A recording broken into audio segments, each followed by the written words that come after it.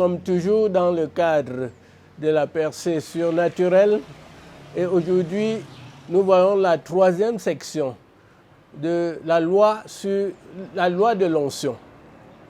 Donc nous allons voir aujourd'hui qu'est-ce que l'onction royale, les bénédictions qui l'accompagnent et nous reviendrons sur le besoin d'onction en général. Qu'est-ce que l'onction royale? C'est l'onction qui vous sort de l'anonymat pour la célébrité, pour l'importance. Nous le voyons dans le cas du roi David et du roi Saül. Ils en sont des exemples qui sont passés de l'anonymat à la célébrité. La Bible nous révèle que chaque enfant de Dieu est un roi sacrificateur. Nous pouvons le voir dans 1 Pierre 2, 9 et 10, Apocalypse 1, 5 et 6, Apocalypse 1, verset 10. Ils sont donc appelés à régner avec Christ sur terre. Quelles sont donc les bénédictions de cette onction royale? Elle fait recouvrer les choses perdues. Comme Saül. Saül a retrouvé les ânesses qu'il était allé chercher. 1 Samuel 10, verset 2 et verset 16. Élisée a recouvré la tête de la hache qui était tombée dans l'eau.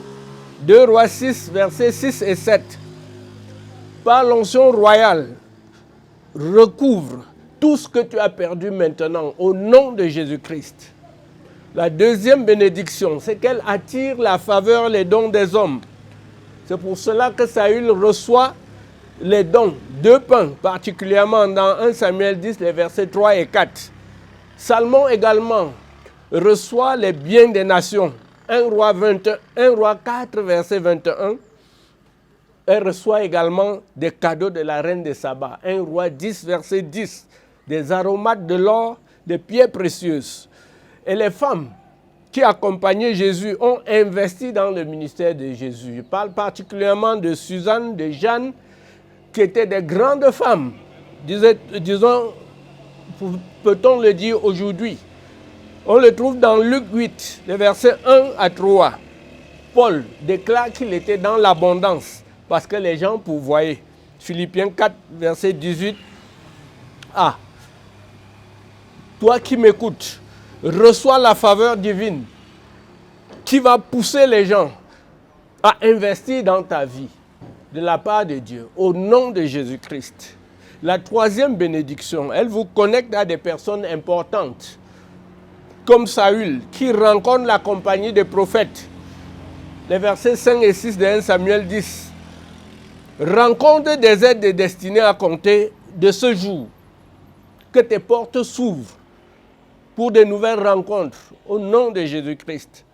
La quatrième bénédiction, elle vous transforme en une autre personne, comme Saül au verset 6 du texte que nous lisons depuis.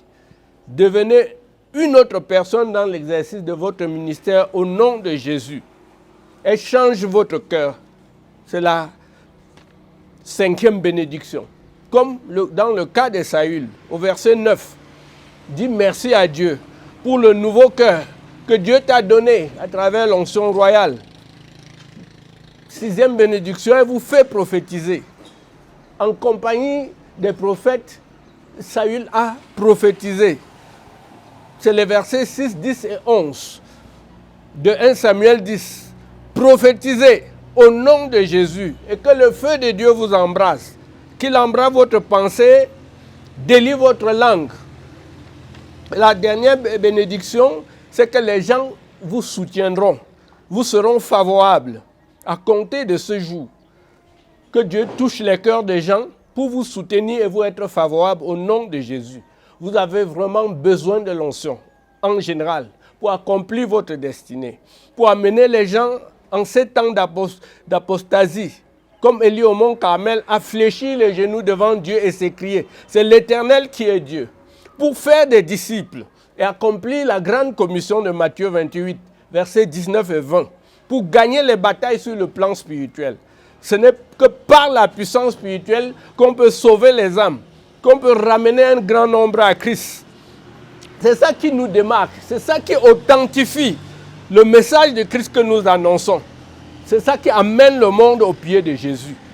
Car notre impact spirituel est lié à la plénitude du Saint-Esprit et à notre déploiement de puissance.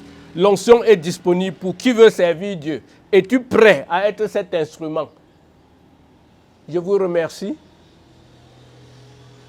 Vous qui m'écoutez ce matin, que Dieu vous bénisse.